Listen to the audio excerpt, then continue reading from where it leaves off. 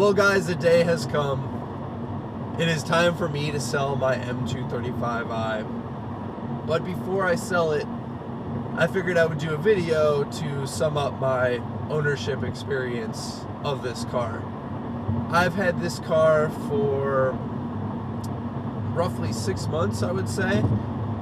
Don't look into the only 6 months of ownership, because I don't really have any qualms with this car. In fact, before turning on the video, I was trying to think, for the money, what would you buy, if anything? I'm trying to think of comparable cars and whatnot. And ironically, really the only thing that comes to mind is a Mustang GT, like a newer Mustang GT. Those are right around this price range of $30,000. And even though it's like a very different car, it's very similar in a lot of ways. You know, it's smaller coupe, rear-wheel drive. You know, the Mustang makes 400 some odd horsepower.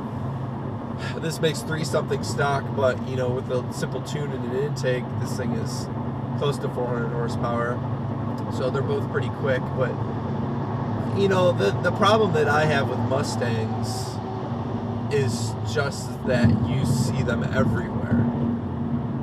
And they're still great cars, don't get me wrong. And there's not necessarily anything inherently bad with seeing a car that you drive all over the place, but I just like to drive something a little different. And while you do see M235i's, you just don't see a ton of them. That's a good portion of the reason why I really like this car. It's unique, and I think it's an attractive little car. And in my review, I really talked about it being very similar to the E46 M3, and it is in a lot of ways, mostly because it's just a hell of an all-around car. It's extremely comfortable. I'm on the highway right now, and it's also very fun to drive. Now, it's very different from the E46 M3 in power delivery. The suspension's a lot softer than E46 M3, so you might be able to say it's better as a daily driver. But at the end of the day, it's very similar. You know, size-wise, extremely well balanced. It's just a great car, man. Do I have any regrets with the M235i? I wouldn't say I have any regrets selling it, or you know, with ownership experience, except for I thought long and hard about doing a downpipe on this car, and that's maybe one of my only regrets. I wish I would have seen what this car is like with a downpipe. Now, it already makes a lot of power, especially without a limited slip. It's got a JB4 tune and an intake, and it already makes a good amount of power. So my concern with putting a downpipe on was it was going to make it even worse. It was just going to one-wheel peel even worse. So I kind of wish I would have saw what it was like with a downpipe, but at the same time, without a limited slip, it might have been just too much for the car. And that's really my only hesitation or regret with the car, is kind of wish I would have seen what that was like. But other than that, it's just been a great car to drive. I would say my only qualms I have with the car is stuff that I've already mentioned.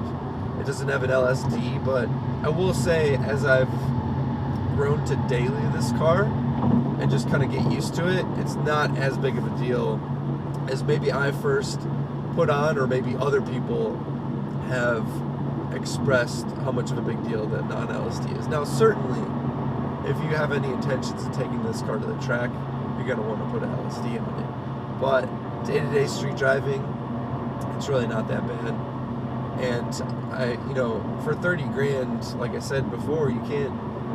I'm having a hard time coming up with what you want. If you want, you know, a coupe that's relatively quick, new, it's still under warranty, and you know, it's a good recipe, and I really do like this car. You know, I'm not really, like I said, I'm always moving on to different cars. You guys know I have my LS1 240 SX swap that I'm working on now, and you know, I really need the room in my garage. I always keep this car in my garage. You know, it's just time to move on.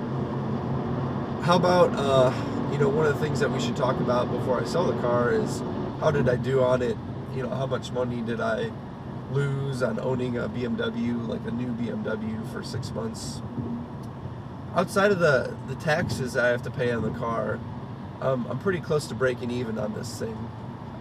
I've had no maintenance items because the 2014s, and this is a good thing to keep in mind for any prospective buyers, I believe the 2014 was the last year, in fact, they did this, but there's a maintenance contract that you get from BMW, and it transfers to any new owners, and I believe it's 4 years, 50,000 miles. So I've incurred no cost with this car. The oil changes have been free, and that's really all I've done. They even cover things like brakes, and I've thought about really putting this thing through the ringer and trying to get the brakes replaced, but it's like, what's the point? But you know, I haven't had to incur any other costs. The tires have held up pretty well now. The rear tires are getting pretty worn. They're Michelin Pilot Super Sports. If I was keeping the car, I'd probably have to replace them pretty soon. But I mean, it's been problem free, and I haven't had to put any money into it. Now, granted, it's a 2014. It's pretty new. It has 35,000 miles on it, but you know, people always want to argue that with the BMW. So it's cost me next to nothing to own, just the taxes when I bought the car, and it's been great. I've put several thousand miles on it, and I just really like the car. I'd recommend it to anyone.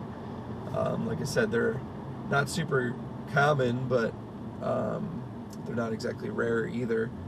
The one thing I will say is that I would definitely recommend getting it in the manual.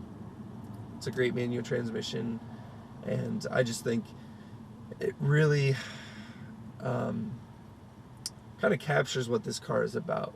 You know, this car is just about balance and having fun driving.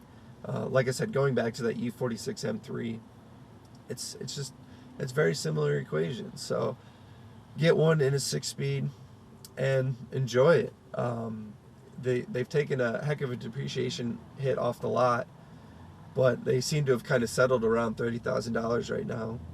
So when I bought mine over the winter, and that might be part of it too, I bought mine over the winter, and then I'm selling it in the summer, kind of not prime time, but you know, you buy a car like this over the winter and sell it this summer, you got a good chance of at least breaking even. But it's been a great ownership experience, and I hope you guys enjoyed the videos that I did on it when I went to New York to buy it, and then the review that I did on it. But great car, recommended to everyone. I appreciate you guys watching as always, guys. Like I said, I'm really kind of main reason selling this just to make some room in my garage so I can finish my LS swap, and that's going to be pretty fun. So if you guys are interested in that, be sure to stay tuned in the channel. I'm going to have a video coming out this week. I'm working with a shop and putting a cam in that car, or that engine, before I drop it in. So stay tuned for that. But thanks for watching as always, guys. And M235i, great car, highly recommended, 5 out of 5 stars. And I hope you guys have a good day. Take it easy.